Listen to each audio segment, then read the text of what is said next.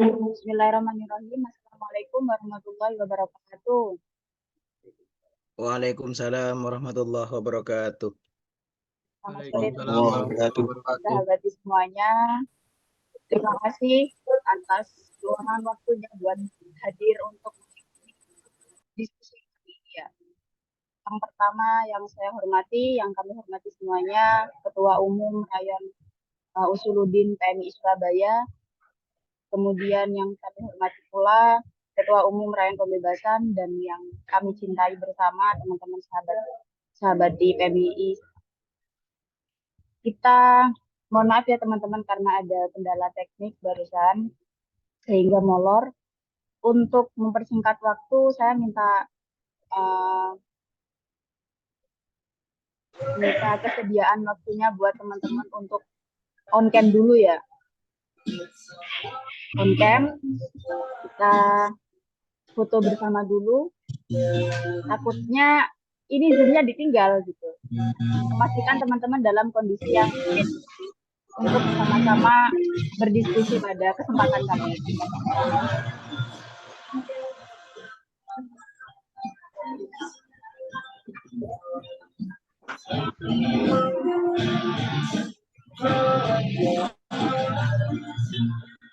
Oke, langsung ya. Bismillahirrahmanirrahim. Untuk mempersingkat waktu, monggo pemateri pertama kali ini kita akan membahas tentang dinamika politik 2024. Nah, kita sebagai sahabat-sahabat ini pergerakan untuk merespon berbagai dinamika yang ada pada perpolitikan kali ini, kita ingin mengupas sedikit bagaimana sih dinamika yang ada pada belum lihat 300 coba 250 200 ya, itu Mas Eki. Tapi kalau buat peserta ada cukup itu ya buat sama konsumsi kita itu konsumsi apa uang bensin gimana enaknya saya tidak tahu.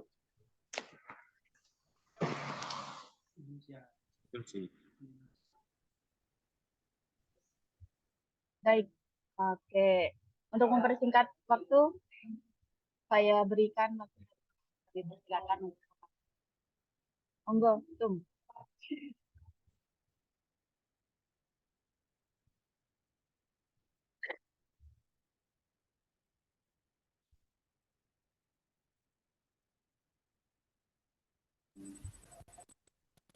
Oke, baik. Bisa kita mulai ya, sahabat-sahabat.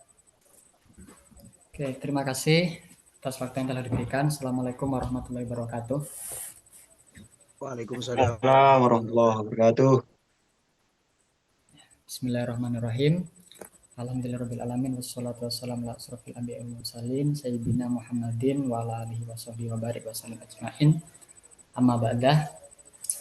Pertama saya ucapkan terima kasih banyak kepada sahabat-sahabat dari Rayon Pembebasan ya, Usuluddin dan Pembebasan ya, dari UIN Sunan Kalijaga Yogyakarta.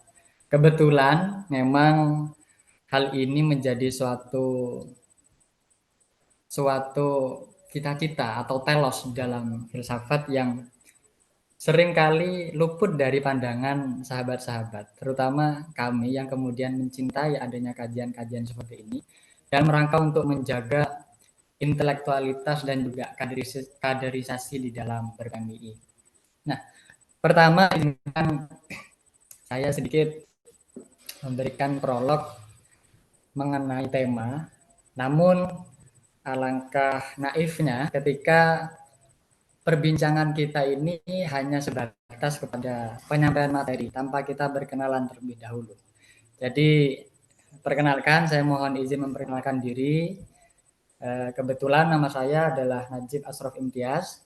Kebetulan ya, saya memiliki tanggung jawab di Rayon Usuluddin dan Filsafat pada periode 2023-2024. Nah, dan sedikit saya berikan gambaran tentang Rayon Usuluddin dan Filsafat karena biar menjadi refleksi. Artinya kita adalah dua kaca yang berada di dalam satu posisi yang berbeda, sehingga dengan hal tersebut kita kita bisa saling bercermin dan berefleksi. Nah, di lingkungan kita itu di Usuluddin, Rayon Usuluddin Filsafat, alhamdulillah sejauh ini masih kemudian memiliki antusiasme di dalam merawat intelektualitas dan juga kaderisasi.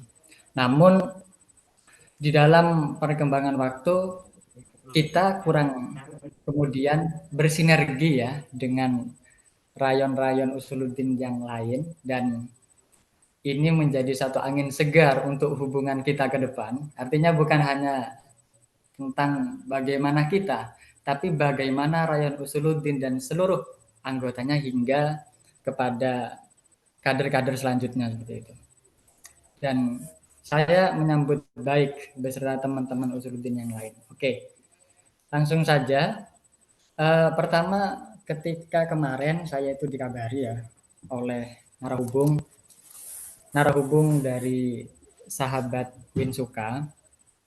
Pada awalnya kita akan membahas bagaimana kita sebagai kader PMII bisa memposisikan diri atau menempatkan diri di dalam ruang demokrasi politik 2024. Apalagi ini tinggal hitungan hari ya. Dan tadi kalau nggak salah saya sempat mendengar nanti malam apa debat capres gitu. Nah, ini satu langkah melek politik kalau kita mengacu kepada tema dinamika demokrasi 2024 antara apa itu? Demokrasi dan mabokrasi ya. Secara sederhana saya akan banyak berbicara mengenai tokoh PMII yakni Mahbub Junaidi dan bagaimana kita sebagai kader PMII itu merefleksikan dan memposisikan diri, membaca peta demokrasi hari ini. Karena jujur, hal ini menjadi satu tantangan bagi kita sebagai kader PMII sendiri. Oh iya, selanjutnya saya ingin di sini saya tidak akan memposisikan diri sebagai pemateri ya. Kita bincang-bincang sehat saja. Artinya saya tidak berada dalam kapasitas untuk sebagai pemateri dan menggurui sahabat-sahabat semua. Tapi justru saya mendapatkan pengalaman dan juga gagasan, intelektual, informasi dari sahabat-sahabat. Artinya apa? Kita di sini sharing-sharing sederhana saja atau simpel-simpel saja. Nah, kita pertama berangkat daripada definisi ya atau takrif daripada demokrasi sendiri. Sebelum kemudian kita berbicara tentang dinamikanya. Banyak sekali hal yang umum tentang pembahasan demokrasi. Demokrasi artinya banyak kita pahami dari rakyat untuk rakyat dan kembali kepada rakyat. Kan seperti itu, sahabat-sahabat. Ada juga kemudian yang mengartikan demokrasi adalah pro kepada rakyat dan kontra kepada pemerintah. Seperti itu. Terlepas daripada hal itu, apalagi di era sekarang, kita nanti mungkin bisa disampaikan untuk dinamika politik ya, untuk materi kedua. Kita melihat dari sudut pandang PMII, terutama dari tokohnya. Saya teringat dengan pembahasan Mahbub Junaidi, bagaimana kami di Usuluddin diarahkan untuk membahas Mahbub Junaidi. Di saat kita melakukan kajian dengan UIN Has, jadi UIN Has Jember, Haji Ahmad Siddiq, kita ada semacam wacana untuk menghidupkan pemikiran Mahbub Junaidi. Nah, salah satu poinnya dalam pemikiran Mahbub Junaidi adalah tentang menghidupkan demokrasi. Apa kemudian yang bisa kita pelajari dari seorang Mahbub Junaidi? Kalau kita kemarin itu bertemu dengan teman-teman dari Winhas ya, dan kebetulan juga ada sahabat kita yang di Usuluddin, teman sahabat kita itu yang juga masif menjalin hubungan dengan sahabat PMII yang ada di Winhas. Nah, Mahbub Junaidi adalah satu tokoh aktivis yang luar biasa, juga kolumnis, dan dia aktif di dalam hal-hal yang berkenaan dengan politik. Apa kemudian bentuk perhatian dia di dalam menjaga demokrasi? Artinya bagaimana dari rakyat untuk rakyat dan kembali kepada rakyat. Mahbub Junaidi ini mengajarkan kepada kita bahwasanya dia selalu menekankan kepada sikap kritis yang bersifat falsafati. Dan itu kita temukan. Kita sama Fakultas Usuluddin akan akrab dengan hal tersebut. Mahbub Junaidi, dia kemudian aktif di dalam mengomentari kondisi politik Indonesia pada era kisaran 70 hingga 80-an. Seperti itu. Terbukti dengan tulisan-tulisan yang menohok, mengomentari, bahkan menjadi wacana publik, namun dengan bahasa-bahasa yang santun, dalam artian itu sesuai dengan porsinya, sesuai dengan tempatnya, kemudian dibumbui dengan humor-humor, dan juga mengandung makna kritis yang sangat dalam. Nah, ini satu hal yang luar biasa, di mana beliau itu menggunakan bahasa-bahasa yang remeh, sederhana, aneh, asing, menarik, bahkan kadang kontroversi ya, tapi maknanya itu sangat mendalam, kritiknya itu sangat menohok gitu, sangat menohok. Terbukti juga kemudian beliau menulis di dalam kolom-kolom atau isai-isai yang kemudian dilayangkan di koran-koran. Salah satu hal yang menjadi kritiknya, beliau itu tidak hanya mengkritik dalam rangka menjaga demokrasi di luar, artinya pemerintah, tapi di dalam tubuh NU sendiri. Dan itu dirawat di dalam tubuh PMI. Bahwasanya beliau sempat pada saat itu, pada era itu, menolak adanya Hittah Nahdiyah. Kalau nggak salah 1984 ya, kalau nggak 6. Nah, di situ beliau memberikan satu wacana yang berbeda dengan kebanyakan orang-orang NU yang kemudian memegang Hittah Nahdiyah. Orang NU tidak boleh masuk ke dalam politik praktis karena dianggap bisa mencederai kepada keilmuan, mencederai kepada cara beragama, dan juga hal-hal yang lain. Tapi Mahbub Junaidi tidak. Dia adalah panutan kita, dia adalah orang PMI yang kemudian memiliki cara pandang yang berbeda dan memberikan kritik bukan hanya kepada luar ya, bukan hanya kepada pemerintah pada saat itu, tapi juga pada lingkup NU bahkan PMI sendiri. Beliau mengajarkan bahwasannya hal tersebut bukanlah tindakan yang tepat. Kenapa? Karena di saat NU menarik diri dari politik praktis, artinya NU tidak mau cawe-cawe dan ikut berperan di dalam menjaga demokrasi yang mana di situ dikuasai oleh oligarki atau tirani partai politik seperti itu. Nah, itu salah satu hal bagaimana Mahbub Junaidi merawat demokrasi melalui usaha atau gerakan kepenulisan dengan tulisannya yang luar biasa. Seperti itu. Namun di sisi lain, Mahbub Junaidi justru memberikan alternatif lain tentang menjaga demokrasi.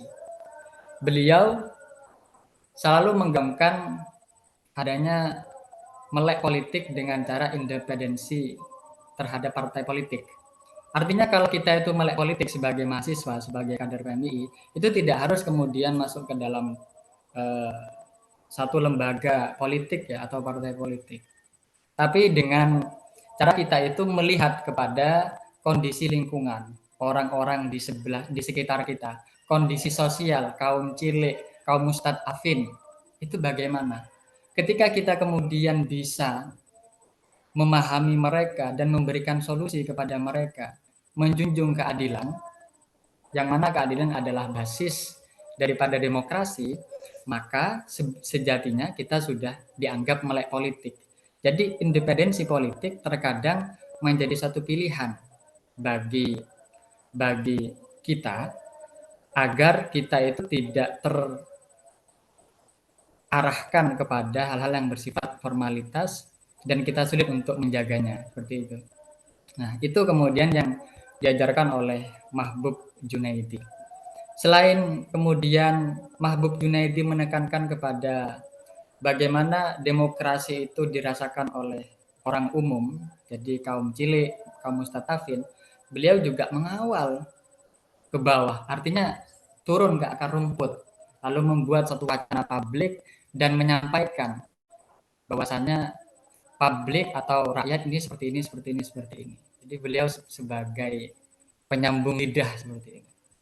Nah, menariknya ternyata kalau kita baca tentang bagaimana Mahbub Junaidi lalu kita baca di dalam materi-materi kepemian. Misalnya kita lihat di dalam Aswaja sebagai manhajul fikr, Aswaja sebagai manhajul harokah, NDP, kemudian paradigma. Yang kemudian di situ kita pakai hingga hari ini adalah paradigma kritis transformatif, seperti itu. Kalau kita lihat dari materi ya, kalau tadi kita akan membaca bagaimana contoh yang dapat kita ambil dari seorang Mahbub Junaidi di era dulu. Kita sekarang berkaca ke dalam materi-materi yang yang kita terima di PMII, yang telah saya sebutkan di atas. Nah, dalam poin Aswaja itu kita tidak asing dong dengan yang namanya tawasud, tawazun, tasamuh, dan juga ta'adul. Nah, poin ta'adul ini yang seringkali menjadi identitas kita di dalam ber-PMII, di dalam menggaungkan demokrasi. Bagaimana demokrasi yang kita perjuangkan itu sudah bersesuaian dengan ta'adul itu sendiri, asas keadilan. Artinya apa? Kalau kita berbicara tentang PMII, jangan kemudian teman-teman sekalian mengusung kepentingan atas nama PMII saja, tidak. Karena ada dalam beberapa kasus studi kasus ini berarti teman-teman yang kemudian menjabat di dalam satu ranah struktural di PMII, dia hanya memperjuangkan kepentingan dirinya sendiri atau organisasi yang kita sebut dengan PMII. Artinya PMII masih belum kemudian menjadi wadah bagi seluruh lapisan masyarakat, tapi PMII menjadi wadah bagi dirinya sendiri. Dia hanya sebagai penyambung inspirasi pada organisasinya sendiri. Artinya hanya kepentingan organisasi PMII saja, bukan untuk kepentingan bersama atau maslahatul ummah. Seperti itu. Nah, dengan kemudian kita memahami konsep ta'adul itulah, artinya kita melihat bagaimana sisi keadilan bagi kaum cilik atau mustadafin. Kemudian bagaimana kita melihat dan memformasikan keadilan di dalam ranah struktural, bahkan di ranah pemerintahan. Ini yang kemudian kita harus cari titik temunya atau benang merahnya, titik tengahnya seperti apa. Keadilan yang mempertemukan antara para elit global, para elit yang ada di pemerintahan, dengan orang-orang yang ada di sekitar kita, yakni kaum-kaum mustadafin itu sendiri. Sehingga tidak ada kemudian ketimpangan sebelah atau keadilan keadilan berpihak, entah berpihak kepada satu sisi, tapi pada beberapa sisi. Nah, itu yang kemudian akan kita rumuskan. Demokrasi seperti apa di 2024 yang harus kemudian kita tawarkan sebagai orang PMII atau kader PMII. Tentu saja yang tidak lepas daripada nilai-nilai keaswajaan, kemudian NDP dan juga PKT yang memang menjadi konsentrasi kita bersama. Itu catatan kita, saya bersama teman-teman tentang demokrasi di dalam pemahaman dari PMII. Lalu selain konsep ta'adul, kita juga ada kemudian konsep maqasidus syariah. Tentu juga hal ini tidak asing bagi teman-teman semua. Artinya saya hanya mengingatkan kembali, merefleksikan kembali apa yang telah kita kaji, namun kita konkretkan sejauh mana materi tersebut dapat kita laksanakan atau implementasikan. Dalam Maqasidus Syariah itu kemudian dari 5 sampai 6 poin kita akan berbicara tentang konsep amar ma'ruf nahi munkar. Nah, ini tugas kita bersama para sahabat-sahabat. Demokrasi di 2024 ini, mari kita melek. Kita melek demokrasi ini itu seperti apa. Jangan kemudian kita itu pasif dan diam. Misalnya kalau kita melihat ya, adanya penyelewengan demokrasi, misalnya karena ada indikasi yang mengarah kepada dinasti ya, politik dinasti misalnya. Apa kemudian yang harus kita lakukan sebagai orang PMII? Sedangkan di satu sisi kita memegang adanya Maqasidus Syariah dan juga konsep amar ma'ruf nahi munkar. Kalau kita kemudian diam, ya pasif gitu, nggak mau tahu misalnya ya. Karena kadang kan kalau orang-orang di luar kita, katakanlah yang tidak menjadi aktivis, itu kadang kan acuh, tidak peduli kan. Nah kadang dari kader-kader sendiri itu kadang teracuni atas hal tersebut. Saya mengambil sampel teman-teman yang ada di Jawa Timur gitu. Saya juga tidak tahu bagaimana kondisi PMII di Jawa Tengah. Nah, kalau saya melihat dari beberapa hal, teman-teman yang di Jawa Timur itu kadang justru ingin memisahkan diri daripada pengawalan demokrasi di 2024. Karena mungkin saking ribetnya. Belum lagi katanya ada yang terkendala bayar UKT gitu kan. Kemudian ada yang bucin sama temennya ya kan. Atau kadang bucin sama sahabatnya sendiri. Bisa aja seperti itu. Nah, tapi itu semua jangan kemudian menghalangi kita para sahabat-sahabat. Apapun kesibukan dan kesulitan yang sedang menimpa kita, jangan kemudian kita menjaga jarak daripada mengawal demokrasi di 2024 itu sendiri. Nah, karena kita jelas sudah amar ma'ruf nahi munkar. Tinggal bagaimana pisau analisis kita, ansos reksos kita, analisis wacana kita, dan juga strategi taktis tentang antropologi negara ini kita gaungkan dan kita suarakan, kita kaji dan kita terapkan. Itu saja tentang bagaimana materi-materi di PMII. Dari sini dapat kita ambil kesimpulan, kita di PMII itu diberikan berbagai materi, katakanlah modal. Saya teringat oleh teori Pierre Bourdieu, di mana di situ ada istilahnya modal, arema atau area, kemudian juga ada habitus.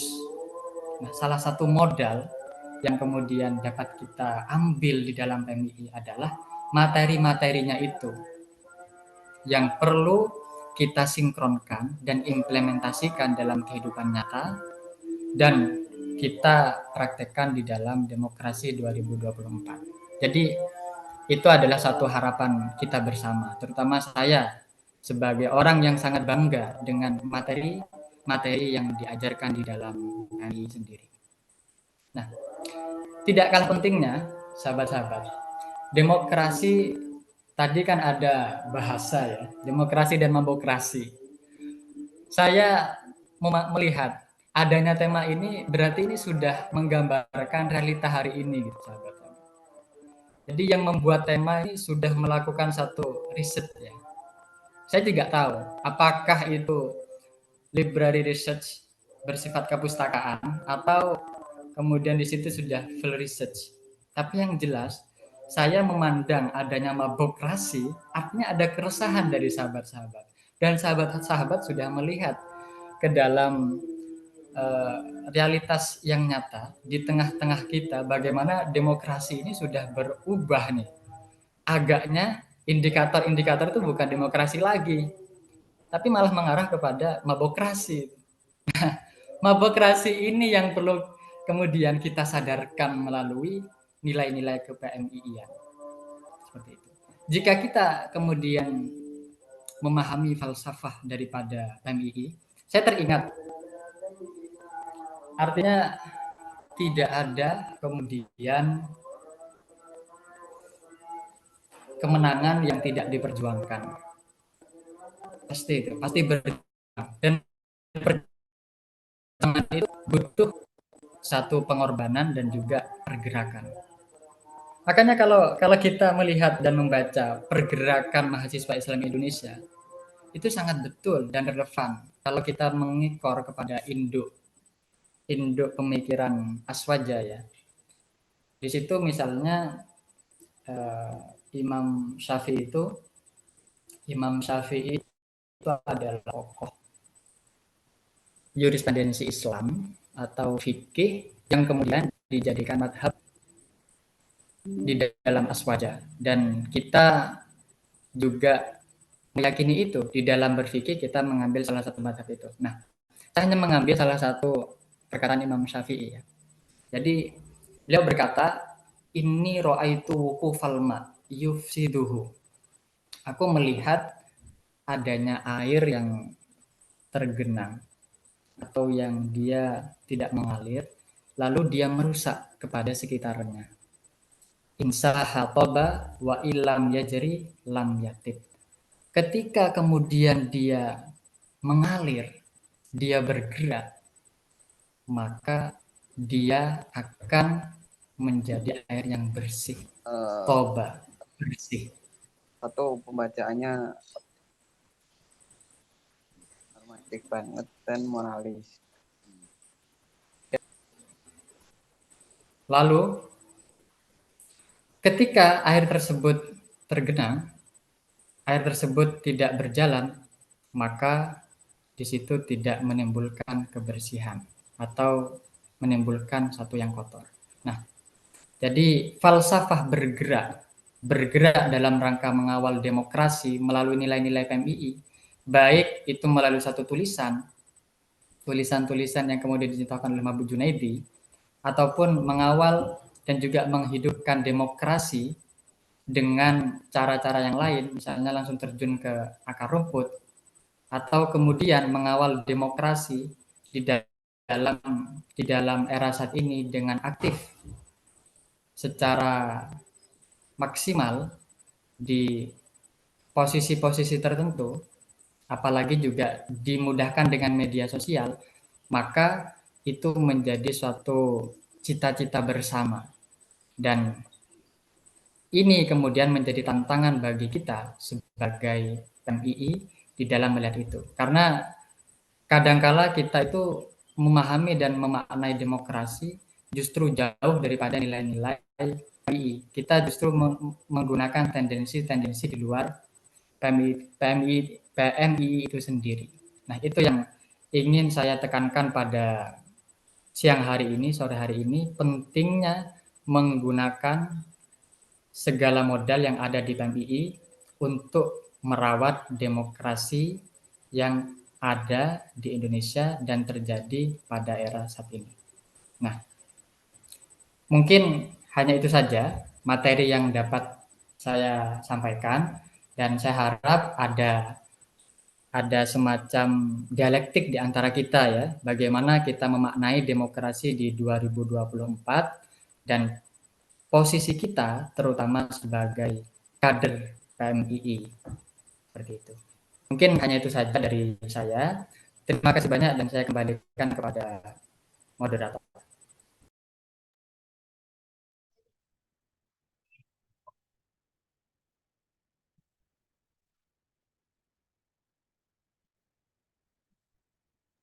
Nyalain dulu, Kak. Halo, tes. Ya, dengar. Tadi lupa gak dinyalain itu. Oh ya, Dengar kakak. teman-teman. Nanti yang sedikit saya simpulkan ya, bahwa perbincangan pertama tadi itu membahas bagaimana posisi kader PMI, kader pergerakan, sahabat-sahabat semuanya, untuk merawat demokrasi ini dengan nilai-nilai yang sudah kita pelajari sebelumnya gitu kan. Nah, ketika kita flashback bahwa kita juga punya Aswaja, kemudian PMII sama PKT, nah apa yang bisa kita lakukan gitu dengan menyinkronkan apa-apa nilai-nilai yang sudah kita peroleh, yang kita pahami bersama untuk merawat adanya demokrasi itu. Nah, mungkin itu ya teman-teman, karena waktu kita juga terbatas, tak rasa pemantik yang kedua ini udah siap. Sebelum melanjutkan materi selanjutnya, kira-kira, halo Cak Nasrul, apakah masih berada dalam jangkauan? Oh, mantap sekali. Oke. Baik, sebelumnya saya serahkan kepada Cak Nasrul waktu dan tempat. Baik, terima kasih. Terima kasih kepada kawan-kawan sekalian, khususnya kepada sahabat-sahabat dari PMI Pembebasan dan PMI Rayon Usuluddin Filsafat. Salam hormat Tum Najib, penerus dari Yon Ulhaq. Salam juga kepada beliau. Langsung saja ya, karena tak pikir penjelasan dari Tum Najib tadi sudah cukup menjadi bekal kita sebagai kader PMII. Secara singkat tadi Tum Najib menyampaikan bagaimana menginternalisasi pengetahuan kita sebagai kader PMII untuk menjadi bagian dari pengawal demokrasi. Kira-kira demikian. Nah, mungkin yang saya akan bahas pada siang hari ini tentu bukan bermaksud mau menggurui, kita juga sama-sama belajar. Cuman saya akan menyampaikan dari beberapa pengalaman dan pengetahuan saya. Sekian. Pertama, judulnya kan siang hari ini diskusi tentang demokrasi dan mobokrasi. Kenapa harus ada mobokrasi sebagai antitesis dari demokrasi? Nah, berarti ada realitas sosial yang nggak sesuai nih gitu. Ada realitas sosial yang nggak sesuai. Tentu kalau bahasanya Tum Najib tadi, kita sebagai kader PMII sudah berefleksi, sudah ta'adul, sudah mencari nih. Sebenarnya keadilan hari ini gimana sih gitu? Oh, ternyata keadilan hari ini syarat dan ketentuan berlaku kira-kira. Oke, berarti mobokrasi itu apa sebenarnya? Nah, mobokrasi, sependek pengetahuan saya bicara soal mobokrasi, yakni ya sistem pemerintahan yang hanya dikuasai oleh rakyat, cuman hanya segelintir saja, hanya satu golongan saja. Tentu secara entitas definisi dari mobokrasi itu apa ya? Rakyat yang dimaksud di sini rakyat yang tidak punya pengetahuan. Kalau kita katakan rakyat yang tidak punya pengetahuan hari ini, apakah iya? Kita belak-belakan saja ngobrolin hari ini ya. Apakah iya penguasa negara hari ini tidak memiliki landasan teori atau tidak tahu teori bernegara? Apa iya? Saya pikir tentu mereka sangat paham gitu. Lawang banyak profesor yang menjadi pejabat hari ini cuman lupa gitu loh. Bahwasanya dia tidak tinggal di langit, dia tinggal di bumi. Di mana satu sama lain kita harus saling melangkul, bukan keadilan yang hanya untuk kelompoknya sendiri gitu. Nah, tentu mobokrasi ini berakibat buruk bila dilanjutkan, karena ini akan ya sedikit banyak kalau kita refleksikan ya secara pengetahuan saya, secara historis, bila mobokrasi ini terjadi gitu loh, sedikit banyak gitu loh, realitas yang akan terjadi atau akan terbentuk sama halnya dengan masa Orde Baru. Nah, ini sangat berbahaya. Kalau kalau dalam Al-Qur'an itu bila pemimpin itu bila tercipta sosok pemimpin yang di luar pengetahuan dia, di luar keahlian dia, kalau bahasanya Al-Qur'an itu fantadiru sa'ah. Tinggal tunggu saja kehancurannya gitu. Kita berusaha gitu untuk menjaga sebagai kader PMI, menjaga stabilitas politik pada momentum tahun ini 2024. Nah, gimana caranya? Saya sama beberapa kawan-kawan coba mendiskusikan realitas maya hari ini. Karena realitas nyata hari ini bisa tercipta dari realitas maya gitu, di dunia maya. Nah, sependek pengetahuan saya sama beberapa kawan, sependek riset saya sama beberapa kawan-kawan, ternyata terjadinya alienasi pengetahuan. Maksudnya apa gitu loh? Terjadinya alienasi pengetahuan di sini. Keterpisahan pengetahuan antara gitu loh. Historisitas 98 katakanlah, Orde Baru dan seterusnya gitu. Sampai hari ini. Karena Gen Z katakanlah yang sering diomongin, yang sering dicatut sama politisi begundal itu kan Gen Z dan semacamnya gitu loh. Ini apa ya? Kita sering diomongin nih. Gen Z ini orang yang teralienasi secara pengetahuan. Dia tidak hidup di zaman 98, dia tidak hidup di zaman Orde Baru, akan tetapi gitu loh. Harusnya gitu loh. Sebagai Gen Z tahu sejarah negara ini. Gitu. Makanya sebelum kita apa ya? Sebelum kita menarik kesimpulan antara demokrasi sama mobokrasi ini, coba kita refleksikan dulu. Sebenarnya demokrasi Indonesia itu apa sih gitu loh. Pancasila, oke, Pancasila gitu. Tapi pasca kita merdeka itu 1945 sebenarnya di sana ada 95 sampai hari ini ada peralihan demokrasi gitu loh. Ada 4 tahap peralihan demokrasi gitu loh. Pertama, kita akan ngobrolin soal pertama itu ada demokrasi parlementer atau biasa orang-orang sebut sebagai demokrasi liberal. Kedua itu demokrasi terpimpin. Nah, di antara parlementer sama terpimpin ini, di antara demokrasi liberal sama demokrasi terpimpin ini dipimpin oleh Soekarno. Pasca Soekarno itu ada demokrasi Pancasila, demokrasi Pancasila, yakni pada Orde Baru gitu, di zamannya Soeharto. Nah, lanjut pasca reformasi ini sama sebenarnya. Cuman tidak ada kejelasan hari ini. Pancasila akan tetapi gitu loh. Ini makin carut-marut. Nah, tentu di antara 4 tipe demokrasi ini memiliki kekurangan dan kelebihan. Gitu. Coba kita ulik ya satu-satu biar apa ya, tujuan saya di sini sebenarnya berusaha gitu loh. Berusaha untuk Gen Z hari ini bila bingung memilih seorang pemimpin karena satu suara itu menentukan arah bangsa itu. Salah memilih bisa pedih gitu loh. 4-5 tahun kita pedih, Pak gitu.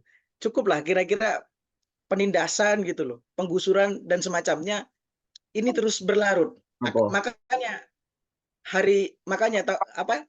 tahun ini gitu kita sebagai kader PMII gitu coba kita mengoptimalkan daya pikir kita, usaha kita sama satu suara kita. Itu sangat berarti gitu. Oke.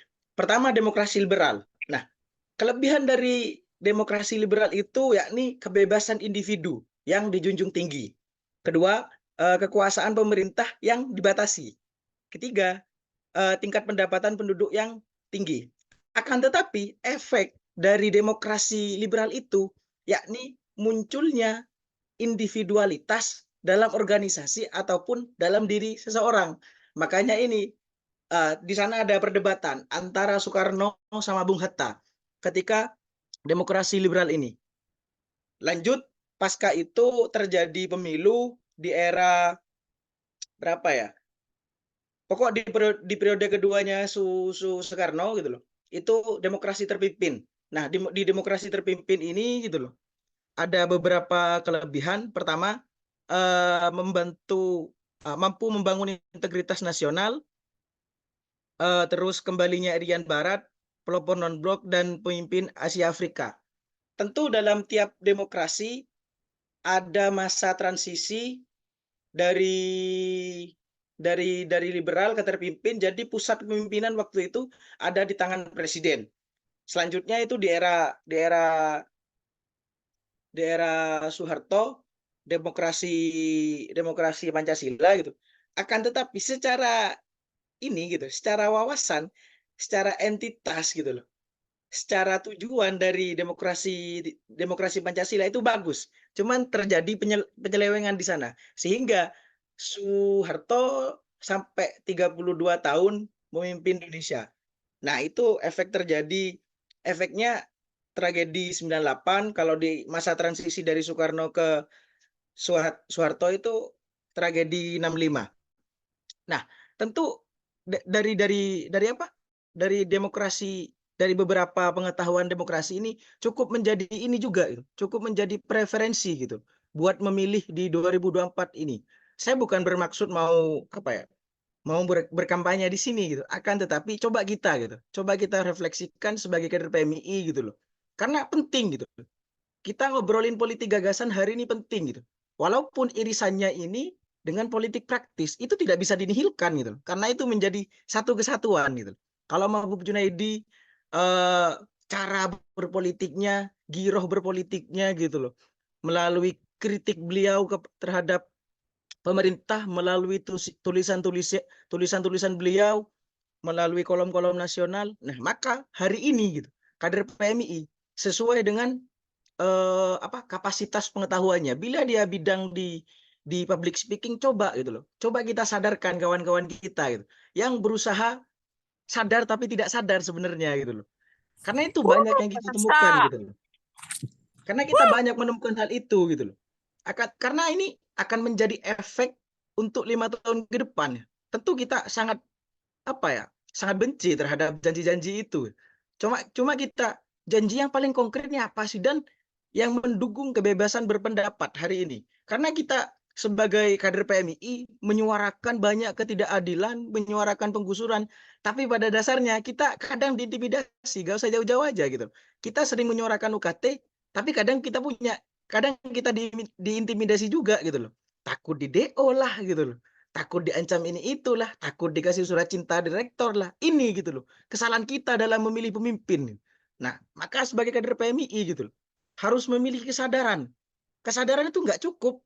Kesadaran itu gitu loh. Kalau kata Hasan Hanafi itu, ya kesadaran itu perlu dibumikan, nggak sebatas di kepala saja gitu loh. Makanya kalau saya merefleksikan ini menggunakan pemikiran Hasan Hanafi lewat hermeneutika fenomenologisnya gitu loh. Beliau memiliki kesadaran dan diterapkan dalam realitas gitu loh. Bahwasanya keadilan itu bukan ada di dalam kepala, tapi tercipta di dunia nyata. Kira-kira itu yang bisa saya sampaikan. Ya, selanjutnya kita ini aja sebagai pengantar tadi kita dialog santai kepada teman-teman. Saya ucapkan terima kasih juga. Sekian pengantar dari saya. Selebihnya kita dialektis saja karena tidak ada kesan menggurui di sini. Terima kasih. Apakah suara saya terdengar? Kak, izin bertanya boleh? Oh, sebentar ya, sebentar. Oke, oke. Oke. Terima kasih kami ucapkan atas penyampaian materi yang luar biasa. Untuk Tum Najib sama Cak Nasrul, terima kasih atas paparannya yang ini. Mungkin sedikit saya simpulkan ya, bahwa tadi ada 10 menit ungkapan bahwa ternyata demokrasi itu dari tahun ke tahun itu berbeda. Bahkan ketika kita melihat realitas sekarang ini termasuk dalam demokrasi yang seperti apa gitu. Bahkan cenderung carut marut. Nah, kita sebagai kader PMI mungkin bisa merespon itu agar terkesan tidak apatis. Artinya kita mampu mengawal demokrasi ini secara aktif gitu ya teman-teman. Nah, untuk lebih cairnya kira-kira kita asiknya ngobrol ini aja ya, ngobrol santai. Nah, teman-teman yang tadi sambil tiduran sekarang on cam gitu kan ya, makanya dihentikan dulu, kita ngobrol-ngobrol lewat sini biar cepat gitu. Tadi siapa yang udah ini on mic cewek nih? Mana tadi? Oh iya, Anggun. Halo, Anggun. Halo, Anggun mau tanya. Tadi seru soalnya ini. Anggun mau tanya ya. Oke. Bentar, aduh. Perkenalkan, aku Anggun Diah, dipanggil Anggun dari Rakyat Pembebasan Usuluddin. Nah, Anggun tadi mau tanya, katanya kan negara demokrasi kan ya. Nah, negara demokrasi kan dari rakyat oleh rakyat. Nah, sedangkan kita berdemokrasi pun penguasa tidak menjamin, tidak mendengar suara kita. Nah, kita kan juga perlu kan kayak aspirasi-aspirasi seperti itu. Jalan keluar dari itu apa gitu. Apalagi kan Pancasila kan dari sila keempat pada 5 itu buktinya apa? Realitas kehidupan dalam sila keempat. Kerakyatan yang dipimpin oleh hikmat kebijaksanaan dalam permusyawaratan perwakilan. Dan kelima, keadilan sosial bagi seluruh rakyat Indonesia. Bagaimana keadilan di realitas sekarang itu? Apalagi di lingkup mahasiswa. Apakah adanya keadilan di dalam ranah-ranah yang disebutkan tadi Bang Muhammad Nasrullah tentang UKT? Apakah ada keringanan bagi mereka-mereka? Hah? Mana sila kelima? Katanya negara demokrasi dari rakyat oleh rakyat, tapi rakyat saja tidak didengar oleh penguasa, mahasiswa saja tidak pernah didengar oleh mahasiswa, oleh para penguasa. Penguasa seperti apa yang kita inginkan supaya suara-suara dan aspirasi dari mahasiswa setiap aliansi itu didengar oleh penguasanya. Begitu. Dan Anggun juga mau tanya ini, kan kemarin Anggun tuh lihat dari YouTube dari konten kreator dari Kadam Sidik itu tentang Anies Baswedan ya, tentang cawapres. Aduh, mohon maaf Anggun nyepil itu, mohon maaf Anggun nyepil itu ya, karena seru banget di debatnya. Haha. Nah, dari satu itu kan Kadam Sidik cuma bertanya ya, disuruh apa itu, nah Anies Baswedan itu apa gitu hadisnya Anggun lupa. Intinya itu di saat pemimpinnya itu tidak melewati batasnya atau contohnya kayak gini. Contohnya tuh kayak gini. Saat di situ pemimpin mau ke Istana Negara. Nah, sedangkan di situ ada orang kecelakaan. Nah, dia mau nolong. Kalau mau nolong kan akhirnya menerabas lalu lintas. Kan melanggar. Pemimpin itu kan melanggar. Kan pemimpin itu kan dicontohkan oleh masyarakatnya, oleh bawahannya. Nah, kalau melanggar, pemimpin seperti apa yang diinginkan masyarakat Indonesia? Begitu. Cukup sekian dan terima kasih. Enggak, kurang satu lagi. Nah, dari satu Cukup. itu dari Sebentar, dari oke. konten kreator. Oke, sebentar ya. Ini aku Oke. bentar kan. Jadi aku keep dulu ya 2 pertanyaannya. Tadi Oke. ini nanti dilanjutkan kita ke pertanyaan kedua ke Tubuh kali ya. Pertanyaan pertama itu Iya. dengan korelasinya demokrasi gitu kan. Kemudian kalau Nah, benar. kita itu terkait apa tadi analogi kecelakaan, gitu kan? Ya, maksudnya sebuah pemimpin Ya. apa yang dibutuhkan kita begitu. Oke. Mungkin langsung kita serahkan kepada pemantik kali ya. Dan Mas Ru dulu. Monggo, silakan dijawab. Baik, terima kasih. Ini pertanyaannya berangkat dari realitas objektif ini memang. Oke, baik, terima kasih. Saya sebagai mantan pelaku gitu loh, mantan pelaku UKT gitu loh. Jadi gini maksudnya ya. Maksudnya pemimpin yang adil itu pemimpin yang dia merelakan gitu loh 24 jamnya untuk rakyat. Dalam artian hari ini bila konteksnya hari ini kampus gitu loh.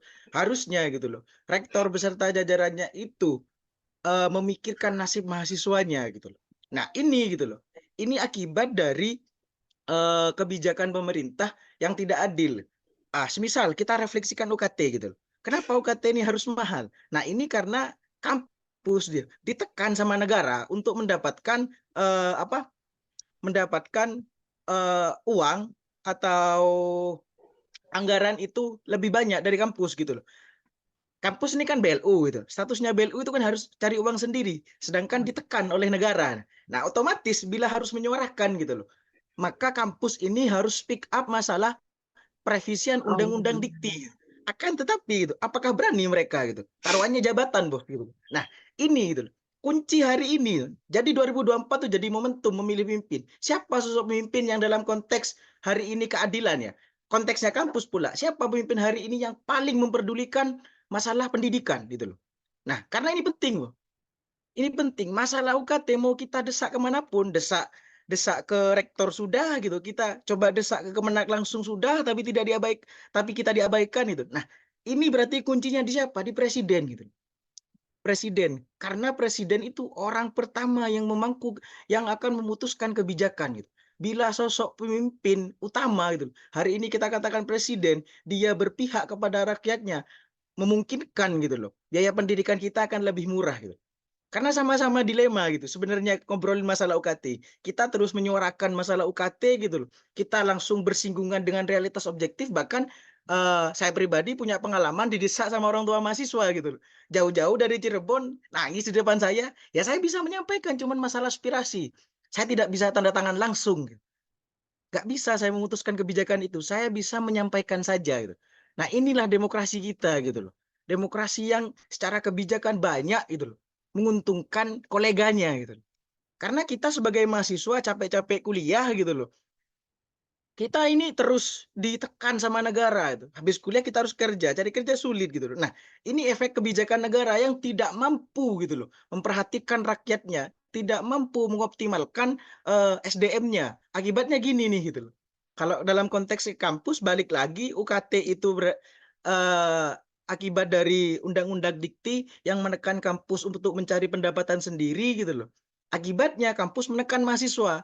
Lantas mahasiswa mau menekan siapa? Orang tua. Kurang ajar kalian gitu loh. Kalau menekan orang tua. Yang perlu ditekan balik ini negara gitu loh.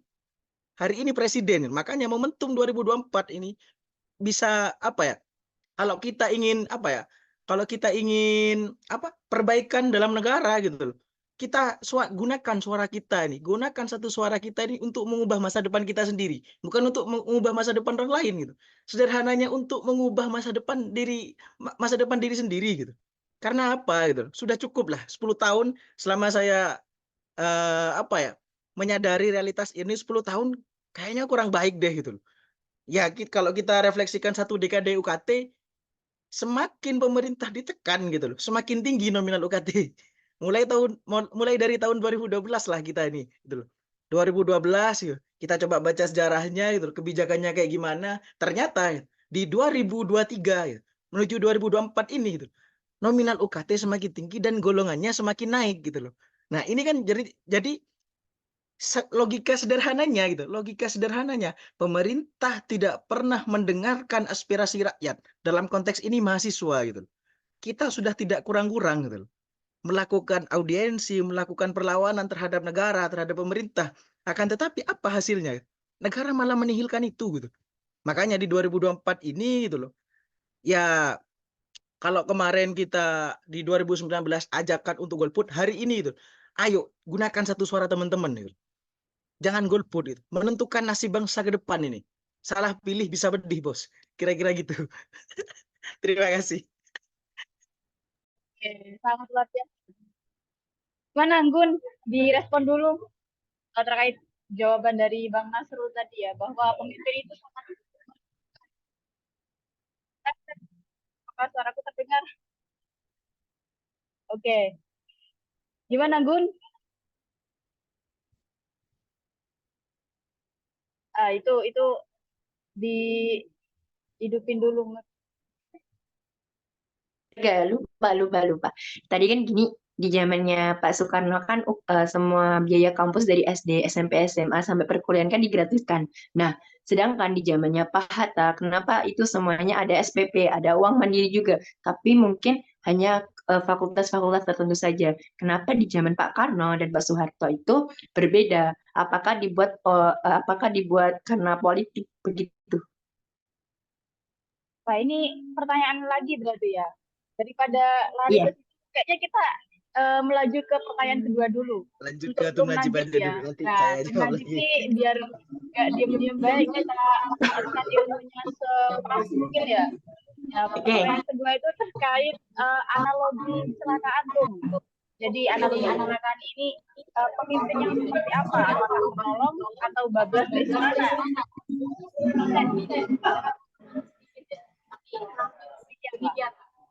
Monggo tuh. Pak Yon Najib ini wajib menjawab karena Kadam Sidik adalah mahasiswa Usuluddin Winsa, temannya Pak Yon Najib ini. Jawab tuh, Ma itu.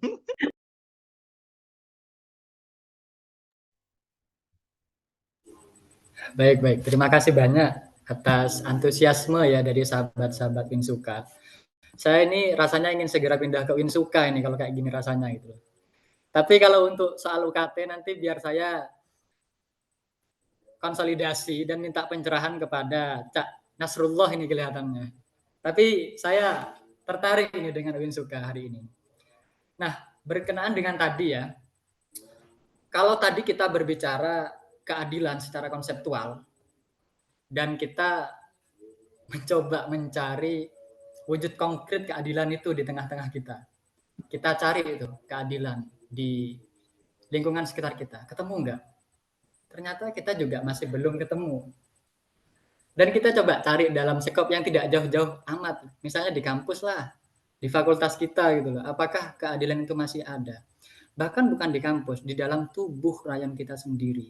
Apakah PMI memang menggaungkan keadilan, tapi dalam studi kasus manusia atau orang yang menjadi kader PMI, sudahkah menerapkan dan menciptakan, mentransformasikan dan mewujudkan keadilan itu sendiri. Nah, ini yang kemudian banyak simpang siur dan banyak tanda tanya. Sebenarnya jawaban ini tidak mungkin saya jawabkan karena ini satu satire, ya kan. Biar teman-teman sendiri yang kemudian menjawab apakah kita sebagai kader sudah menciptakan iklim keadilan itu sendiri tidak dalam skop yang jauh, bahkan di dalam ruang yang lebih sempit, yakni rayon kita masing-masing gitu ya. Jadi biar itu menjadi PR bersama dan tugas jangka waktu ke depan. Karena menjaga dan merawat keadilan itu bukan urusan 1 hari, 2 hari, dan 3 hari. Tapi saya setuju dengan Cak Nasrullah itu. Tapi untuk besok 2024 ini sedetik kita atau 2 detik kita salah mencoblos itu 5 tahun pedihnya ya. Nah, ini berkenaan dengan keadilan. Jadi salah satu indikator kita merawat demokrasi di saat kita menjunjung tinggi keadilan. Artinya idealisme kita itu terjaga sebagai kader PMII. Lihatlah sekarang.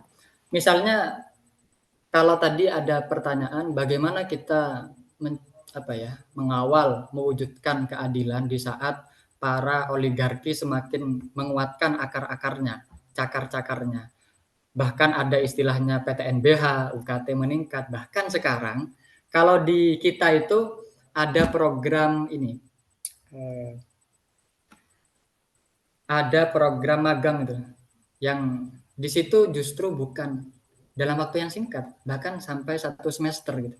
Nah, bayangkan teman-teman organisasi yang kemudian dia punya tanggung jawab amanah umat loh. Enggak, ini beneran amanah umat. Penerus daripada orang-orang pilihan, Al-Mustafa, beliau Rasulullah, beliau orang-orang yang terpilih, itu memangku jabatan, lalu disibukkan dengan adanya praktek magang hingga 6 bulan. Bagaimana kemudian kita bayangkan ya, kalau di rayon kita itu berarti angkatan 21 besok yang akan menjadi pengurus rayon. Jadi dia baru menerima mandat rayon, lalu dia disibukkan dengan tugas perkuliahan, yakni magang selama 6 bulan. Atau di atas 3 bulan lah.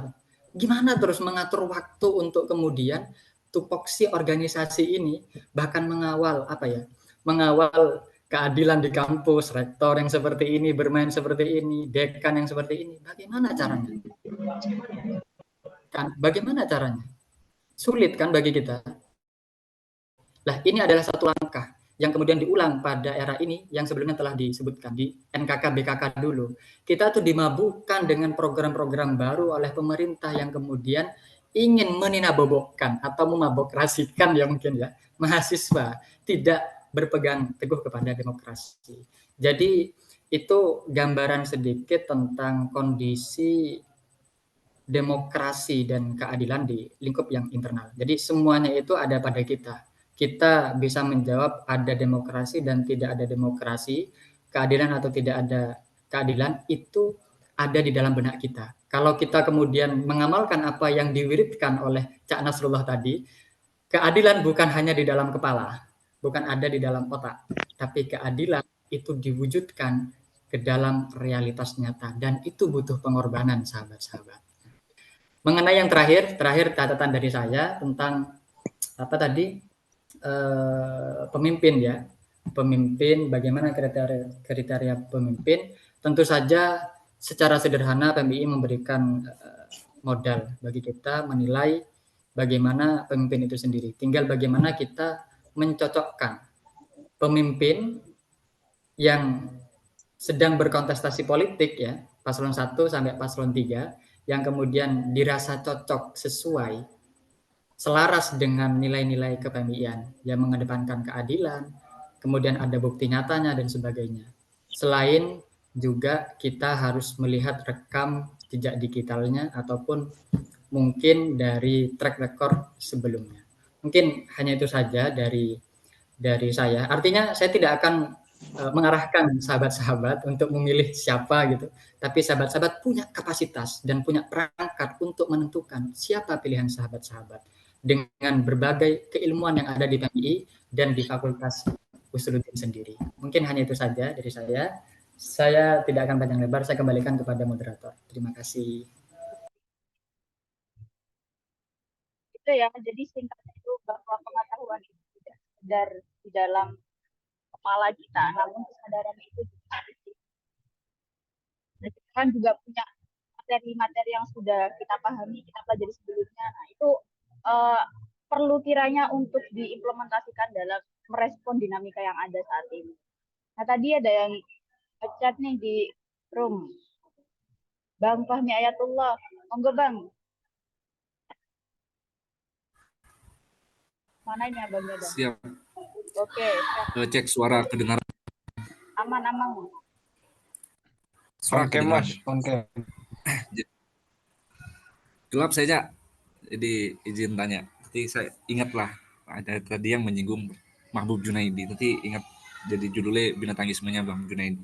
Jadi ada salah satu quotes dari John Stuart Mill yang mengatakan lebih baik menjadi manusia yang kurang bahagia daripada menjadi seekor babi yang bahagia. Tapi kadang kala hari ini mungkin kebanyakan dari teman-teman mahasiswa pun dalam pisau analisanya masih kurang ketika melihat bagaimana dinamika politik hari ini. Dan bahkan banyak yang menggunakan istilah-istilah reformasi, tapi pada kenyataan realitasnya kebanyakan orang-orang yang menggambangkan itu ketika sudah masuk ke dalam sistem, mereka yang reformatif itu, mereka juga memakan kata-katanya sendiri. Tapi yang menjadi heran, jadi kalau di pamflet tadi ada istilah pemilu bukan untuk memilih yang terbaik, tapi untuk mencegah yang terburuk berkuasa itu. Janjane langsung mama kita simpelkan ya. Apakah janjane langsung mama kita mengerti ketiga paslon itu ya juga zolim. Pilihlah yang paling sedikit kezolimannya gitu loh. Ya mungkin enggak benar gitu. Jadi apakah istilah pragmatisme politik hari ini yang terjadi di beberapa bagian-bagian pergerakan atau beberapa organisasi pergerakan hari ini yang kita istilahkan lah pragmatisme, yang kita istilahkan bukan secara filosofis, apakah itu juga menjadi landasan sebagai alat membunuh tradisi intelektual gitu. Apakah pragmatisme politik itu sebagai alat untuk membunuh tradisi intelektual agar mahasiswa dinabubukkan lah cerita Yon Najib gitu ya. Terima kasih.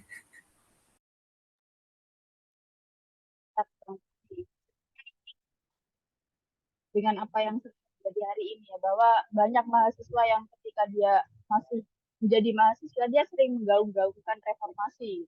Tapi ketika udah lulus kemudian masuk dalam sistem, seringkali itu kemakan jadi menjilat ludah sendiri. Nah, apakah kemudian pragmatisme intelektual itu sangat mempengaruhi?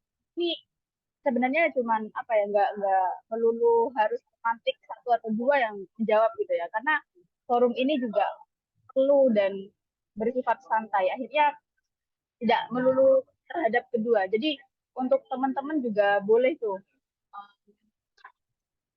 mengungkapkan pendapat biar kita cenderung tidak oke mati gitu kan. Makanya buat teman-teman santai aja kita. Monggo, ini mau pemantik pertama dulu atau pemantik kedua dulu nih yang merespon pertanyaan pragmatis intelektual.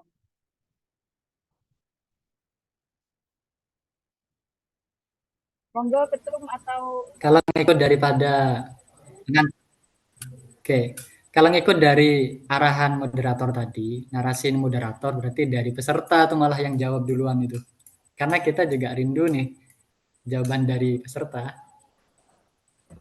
Kalau saya mengikuti narasi dari moderator, tapi entahlah, saya harus mengikuti yang mana nih? Saya dilema antara mengikuti Cak Nasrullah sama moderator nih. Monggo Ketum dulu aja. Ikut moderator aja, Ketum aja itu katanya. Ketum, kemudian nanti ke audiens yang lain bisa merespon juga. Begitu. Oke, terima kasih. Pertama kita hanya ingin sharing-sharing saja. Jadi tidak menutup kemungkinan apa yang kemudian saya lontarkan nanti juga ada sisi-sisi yang bisa kemudian diantitesis.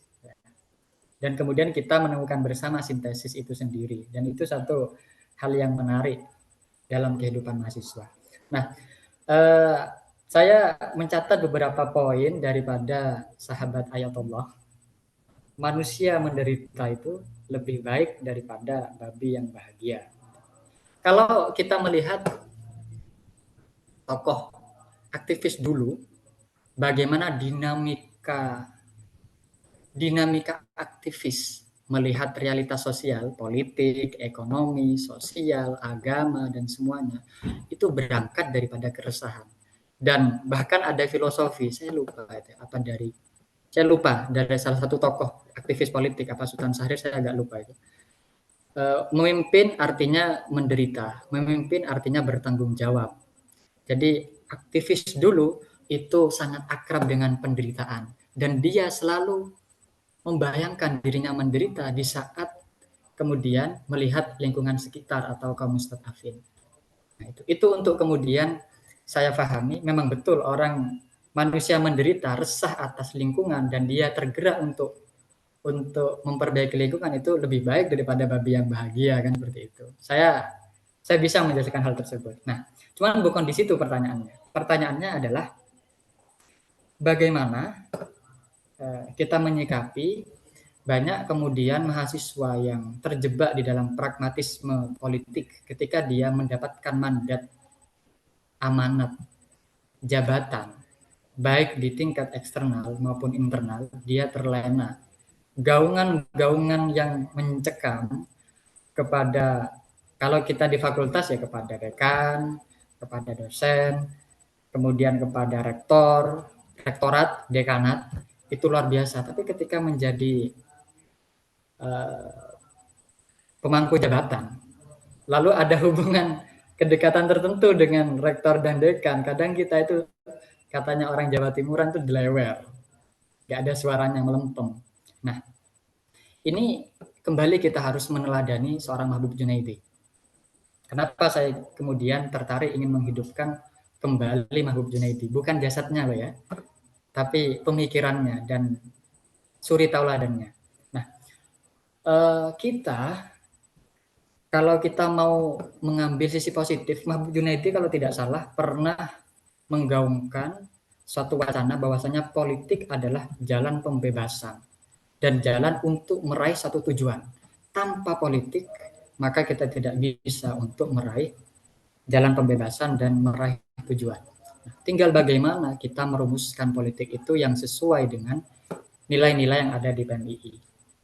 Nah, kalau kemudian kita mau jujur dan kita mau berani ambil sikap, ketika orang-orang yang berada di dalam tataran elit atau posisi-posisi strategis di kampus atau mungkin di luar kampus, itu adalah orang-orang yang memiliki kemampuan intelektual, kesadaran emosional, dan melihat realitas itu dengan terbuka, maka saya justru melihatnya tidak akan ada pragmatisme politik yang ke arah negatif.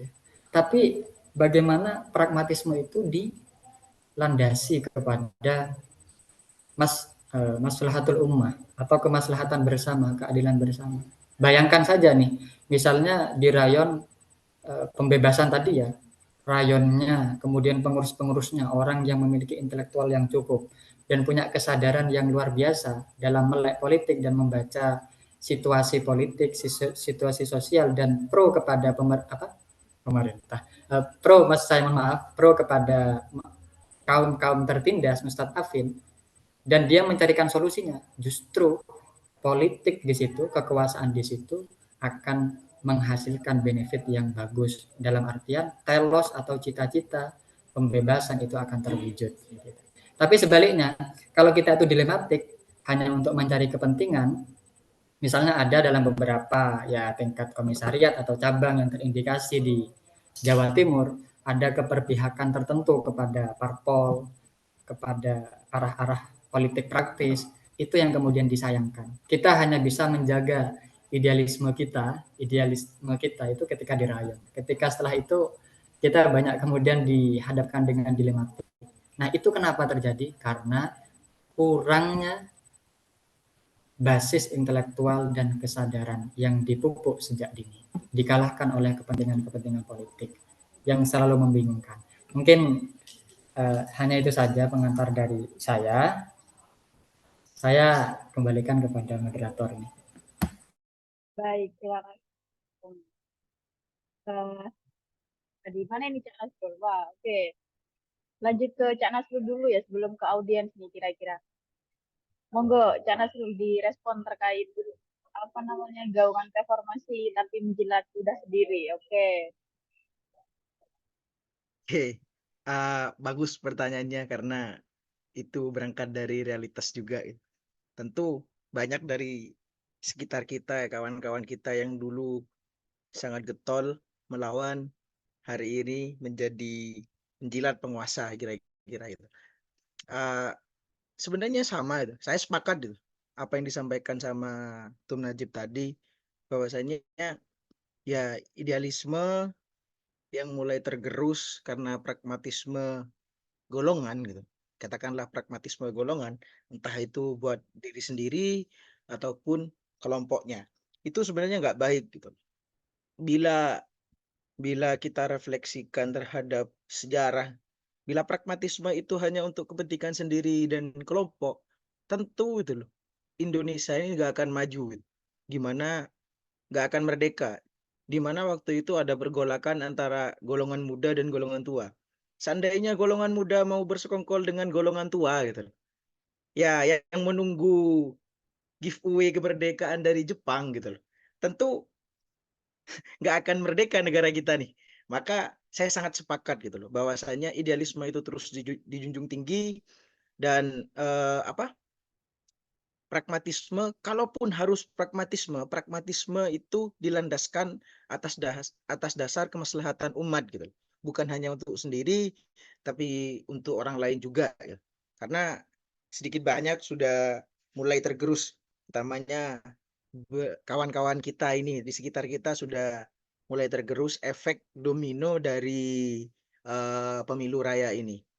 Mungkin kita bisa menyadarkan bahwasannya hal itu hanya ada limitasi waktunya. Dalam artian pragmatisme kelompok dan pribadi itu hanya ada limitasi waktu. Hanya di dunia saja. Kalaupun kamu mati gitu, udah nggak akan nggak ada efeknya gitu. Nggak bisa jadi jariah panjang lah. Kira-kira seperti itu.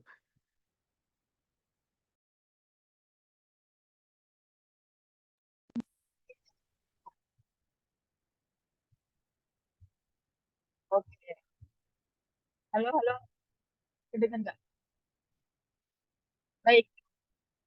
Sebenarnya kembali lagi kepada pribadi kita masing-masing. Wah, sangat luar biasa ini. Sebenarnya kembali lagi kepada pengetahuan yang kita peroleh di rayon gitu ya, atau pengetahuan yang kita peroleh dimanapun, entah kuliah atau berorganisasi gitu, bahwa apapun yang kita lakukan itu harus berpihak kepada maslahatan umat, kurang lebih seperti itu ya. Ini yang lain nggak ada yang mau mengajukan pendapatnya atau sharing. Waduh, malah di room chat lagi nih. Monggo teman-teman, ada yang mau meramaikan? Saya coba masuk, Bu Moderator. Tum John. Oh, udah kedengar suara saya. Kedengar suaraku. Ini ya, tanpa mengurangi rasa takdim saya kepada dua pemateri yang mantap-mantap ya kan. Tum Najib sama sahabat Nasrullah. Saya coba bukan menambahkan atau apa, tapi memberikan sedikit eksplorasi terhadap permasalahan kita hari ini, yaitu pragmatisme mahasiswa gitu ya kan. Sebenarnya dari kemarin-kemarin saya sudah berbicara terkait grand theme diskusi kita siang hari ini terkait demokrasi dan mobokrasi gitu kan. Spirit yang mau kita kembangkan, fokus kajian yang mau kita kembangkan pada kajian siang hari ini yaitu sebenarnya pada kesadaran mahasiswa tentang peta politik negara kita hari ini. Spirit kemahasiswaan yang tidak boleh lagi mati istilahnya. Meskipun dalam beberapa waktu terakhir, dalam beberapa kurun waktu terakhir, bisa kita katakan bahwa lingkaran-lingkaran diskusi meskipun belum bisa bertemu secara tatap muka langsung ya kan. Tapi akhirnya dialektika macam ini akhirnya lah yang membuat idealis kita akhirnya kuat ya kan. Itu pertama. Yang kedua, saya berangkat dari quotes-nya Michel Foucault, yaitu beliau mengatakan bahwa bahkan dalam kekuasaan pun pengetahuan itu dibentuk. Nah, kita bisa belajar dari perkataan Michel Foucault ini bahwa apa yang kita lakukan setiap hari, bahkan sedetail kita bernafas pun, itu dipengaruhi dengan keputusan politik. Dan inilah menjadi semacam sense enemy bersama ya, pemahaman bersama bahwa hari ini apapun yang kita lakukan itu tidak bisa terlepas dari kebijakan kekuasaan, kebijakan politik. Nah, titik tekan ini akhirnya yang menjadi harus kita sadarkan bersama bahwa dalam momentum politik 2024 ini tidak boleh kemudian kita politik itu jahat, politik itu rusuh, kotor dan segala macamnya. Pernah dikatakan oleh Kiai Haji Marzuki Mustamar dalam kajiannya mengatakan bahwa musuh kita hari ini itu bukan paslon 1, paslon 2 atau paslon 3. Musuh kita hari ini adalah orang-orang yang mengatakan bahwa gak usah terjun dalam politik. Politik itu jahat, politik itu gak baik. Apain kita ngurus-ngurusin itu, tugas kita hanya nyoblos gitu. Bukan begitu. Beliau berusaha menyadarkan bahwa kita hari ini, terkhusus orang-orang Nahdien hari ini, harus sadar dan melek dan tidak buta akan peta politik negara hari ini. Karena apa? Setiap keputusan, setiap apa-apa yang kita lakukan itu berpengaruh terhadap kebijakan kekuasaan yang diambil oleh otoritas tertinggi, yaitu negara hari ini. Itu tentang pragmatisme mahasiswa sih. Itu aja mungkin yang coba saya tambahkan. Cukup. Sebenarnya sama ya teman-teman. Apapun yang kita lakukan, kembali lagi kepada respon. Oke. Ini teman-teman yang lain ada yang mau menambahkan dulu atau bagaimana? Merespon, kalau bisa merespon, menambahkan, ya jangan bertanya dulu karena dari tadi pertanyaannya itu udah banyak dan tak rasa ketika dibahas lebih lanjut lebih menarik. Pragmatisme, kemudian pembungkaman kebebasan demokrasi juga gitu kan tadi. Mungkin teman-teman yang lain nih kira-kira ada yang mau menambahkan dulu nggak? Apa Zoom-nya ditinggal Bobo ini? Halo teman-teman. Enggak kok, Kak. Aman. Aman kok, kita masih mendengarkan semuanya. Gimana Nabil? Minta pendapatnya dong terkait tadi pragmatisme mahasiswa. Boleh di-sharingkan apa yang kamu rasakan semenjak menjadi mahasiswa. Kamu sering belajar ayat-ayat kiri misalnya. Sering menggaungkan reformasi. Tapi bagaimana respon kamu ketika kamu berjalan dalam ranah itu nanti? Sedikit, Dil.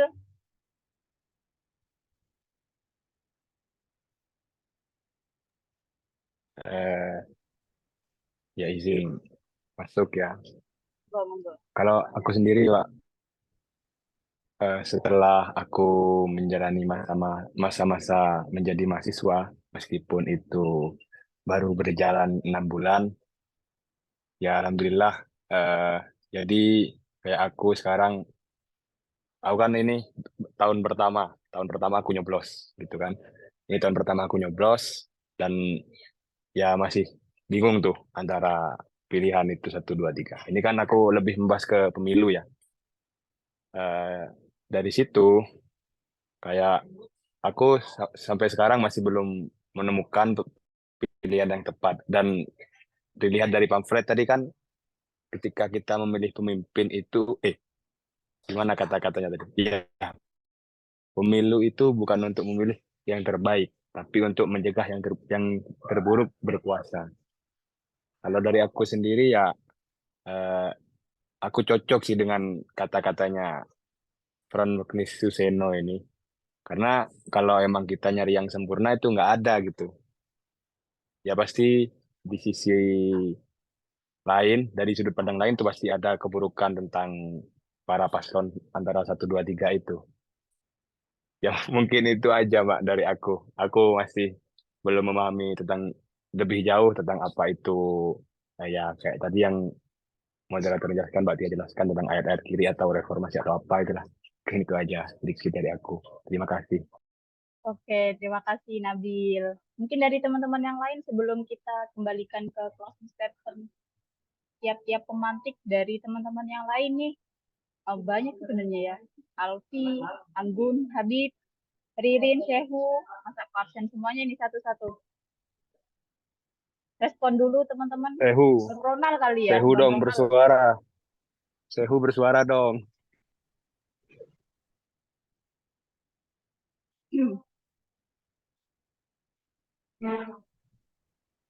Halo teman-teman. Bang Halo. Ronald. Oh, Sehu. Halo, Halo, Seh. Halo, Seh. Ya, ya. Oke, Halo. aku minta ini dong, minta responnya gimana nih dari pertanyaan-pertanyaan sebelumnya. Kira-kira menurut kamu pendapatnya gimana? Pragmatisme mahasiswa, kemudian intelektual, kebebasan berpendapat, demokrasi, apapun lah. Monggo, Seh.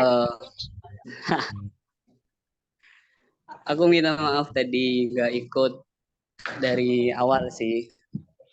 Cuma itu aku ikut belakangan lah di pertengahan. Kalau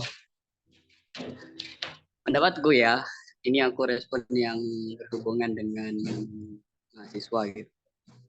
Jadi aku ngelihatnya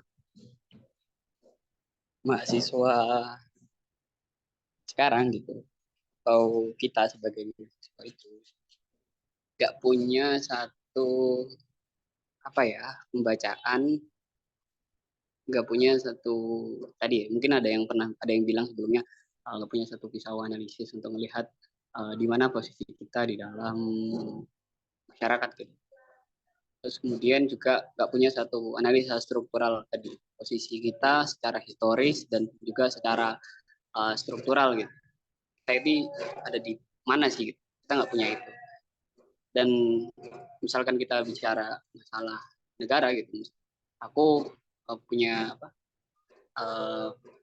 gambaran atau bacaan negara itu kan satu entitas yang lahir di era 16-an gitu, yang bentuk negara-negara baru sekarang gitu. Itu awal mulanya di tahun 1640-an itu di perjanjian Westphalia gitu, masalah, dan berdirinya negara modern itu kalau pembacaanku itu tidak ada hubungannya jelas dengan kedaulatan rakyat. Jadi salah kalau kita kemudian, menurutku ya, salah kalau kita kemudian terus berpikir dengan perspektif yang historis, yang ahistoris, yang tidak punya landasan sejarahnya gitu. Yang kemudian kita mengatakan negara itu harusnya begini, negara itu harusnya A, negara itu harusnya B, negara itu harusnya C gitu. So, ketika kita hanya melihat dengan cara yang seperti itu, akhirnya kita tahu bahwa kita akan terus dikecewakan oleh harapan akan ketidaksesuaian. Ternyata negara berbuat sebaliknya.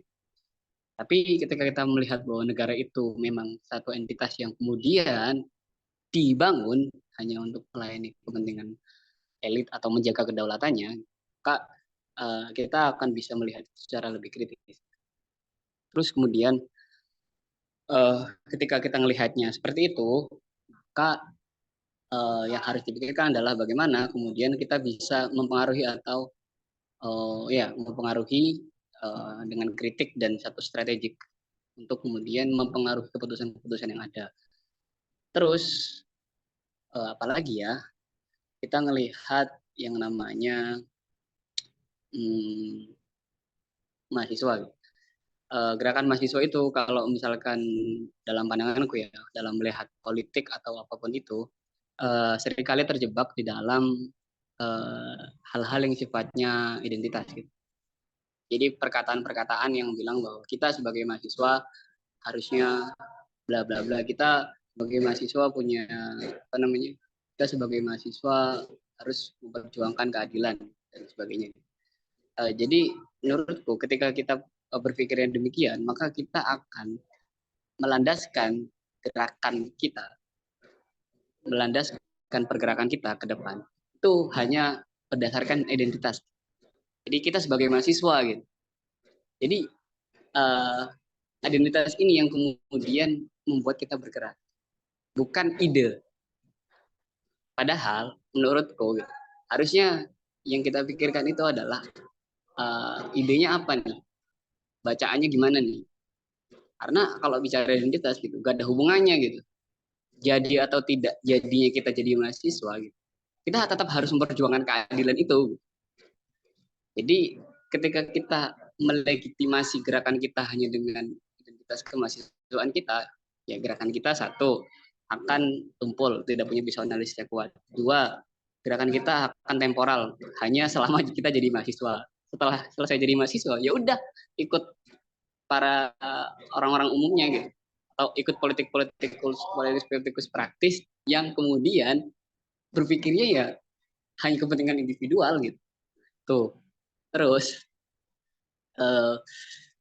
ketika kita berbasiskan ide, kalau menurutku ya, ketika gerakan mahasiswa itu berbasiskan pada satu ide atas pembacaan kondisi sosial politik nasional kita saat ini, maka kita akan bisa menentukan strategic planningnya kita ke depan mau apa gitu. Kita mampu kemudian melahirkan satu gagasan tertentu atas pembacaan kita pada situasi sosial politik dan juga teori-teori yang kemudian kita pelajari. Dari situ kemudian akhirnya hal-hal semacam itu bisa kemudian melawan apa yang disebut dengan pragmatisme mahasiswa tadi gitu. Pragmatisme yang kemudian dialami oleh mahasiswa, bahkan oleh organisasi sendiri seringkali melakukan itu. Karena hal-hal semacam pragmatisme itu dia lahir karena tidak adanya ide, tidak adanya satu gagasan yang kemudian berusaha untuk dibangun gitu. Dari situ orang akhirnya mudah terombang-ambing, tergiur oleh satu hal-hal yang sifatnya kesenangan sementara, kesenangan semu gitu kan, kesenangan sesaat gitu kan. Nah itu kan. Terus apa ya? Ya paling itu sih. Makanya satu hal yang kemudian yang kupikir perlu untuk dibangun itu adalah ide atau gagasan kita untuk melihat situasi saat ini. Dan yang apa ya, kalau menurutku lebih-lebih kita nggak mengikuti narasi umum yang beredar di publik gitu. Mahasiswa sebenarnya harusnya punya satu kritisisme tersendiri gitu. Publik itu kritis, tapi kritisme publik itu kita tahu lah level mana gitu. Dan mahasiswa sebagai insan yang elitis gitu, dalam artian satu minoritas gitu kan, yang hanya 6% mungkin jumlah mahasiswa yang ada, yang apa ya, jumlah orang yang kemudian bisa menempuh jalur kuliah gitu di Indonesia ini kan cuma 6%, berarti kan kita kaum elit dong. Harusnya kita yang bisa menempuh jalur kuliah itu punya pikiran yang lebih dari satu kritisisme yang berkembang di arus utama, berkembang di masyarakat gitu kan. Dari situ akhirnya mahasiswa akhirnya punya masa depan atas gerakannya. Mungkin segitu aja dari saya untuk sedikit mewarnai tadi ya. Sedikit mewarnai perbicaraan diskusi kita. Kalau bicara memilih pemimpin yang terburuk, memilih pemimpin yang terburuk di antara yang terburuk atau mencegah yang terburuk di antara yang terburuk, ya mungkin kupikir nggak masuk akal juga karena pasti akan berkompromi para elit itu. Udah, sekian. Kasih. Assalamualaikum. Oke, terima kasih. Itu menarik ya. Jadi apa yang disampaikan oleh Syekhu ini terkait identitas gitu. Jangan kemudian karena kita beridentitas mahasiswa kita melakukan demikian, kemudian bukan berarti kita beridentitas pergerakan kemudian kita melakukan seperti itu, tapi kita perlu menitikberatkan kepada ide dan apa yang seharusnya untuk kepentingan bersama, bukan kepentingan individu atau lembaga gitu ya. menarik, teman-teman. Tapi akan lebih menarik kembali ketika ada yang menambahkan juga dari teman-teman yang lain. Gimana teman-teman? Monggo. Ada yang mau menambahkan dan merespon dulu nggak ini? Pada petang-petangan pula ini.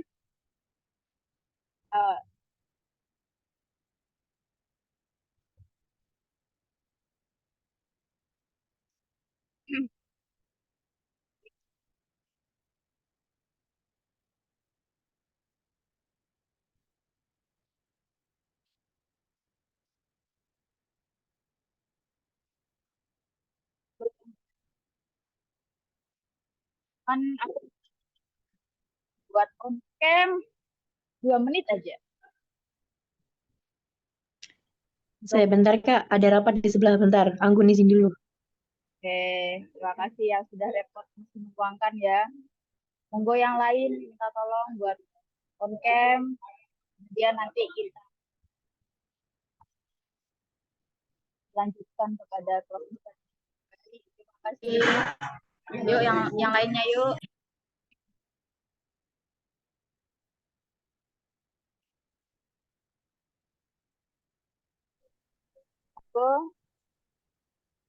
Yang lain yang belum on cam, wah. Sebenarnya kalau on cam ganteng-ganteng dan cantik-cantik loh.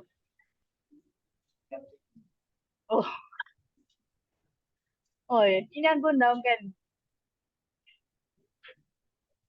Saya bentar Kak, Kita ini dulu. Kan wajah terbaikmu guys.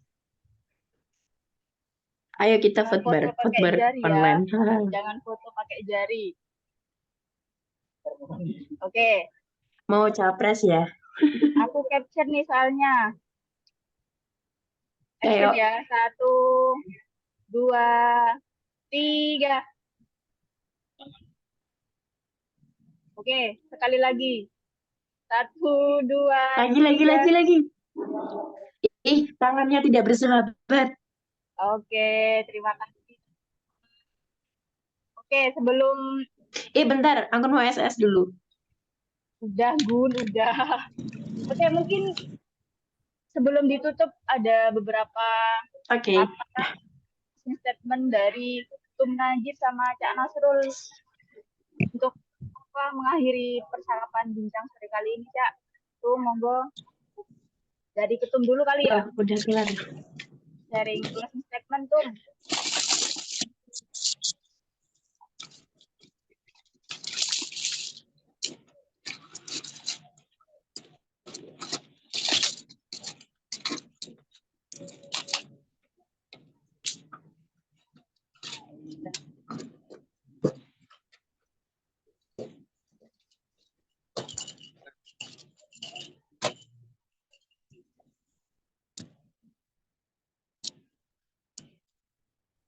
Tum.